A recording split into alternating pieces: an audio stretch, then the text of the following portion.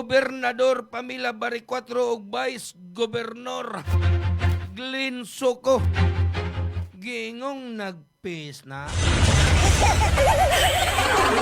Aray ko.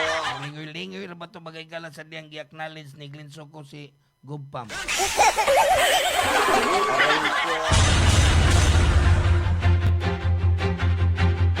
Naglamano si Gobernador Pamela Pam Bari 4 o Vice Gobernador Glenn Soco atol sa pagbukas sa Awar Cebu Pista sa Sugbo kasadya sa 4 distrito sa usa ka mall sa may North Reclamation Area ni Gadakbayan.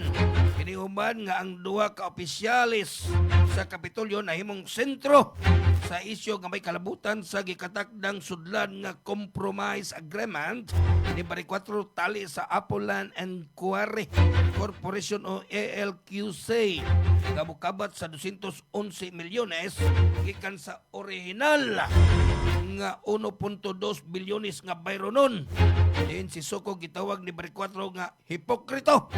Human mipadayag sa iyang opinyon kalabot sa resolusyon nga naa nakaron sa Hunta Provincial nga magtugot kang Bari 4 nga musud og usa ka compromise agreement sa LLQC. Ipangutana usab si Soco ni Bari 4 og nagita ba kini og war o gubat sa iyang pagpadayag sa iyang opinyon adto sa mga tigbalita sa mga compromise agreement nga gikatakdang sudlan ni Bari 4. Ikaw lagway ni Bari 4 nga usa kini ka demolition job ang maong pagpalutaw ni Soco kalabot sa maong isyu.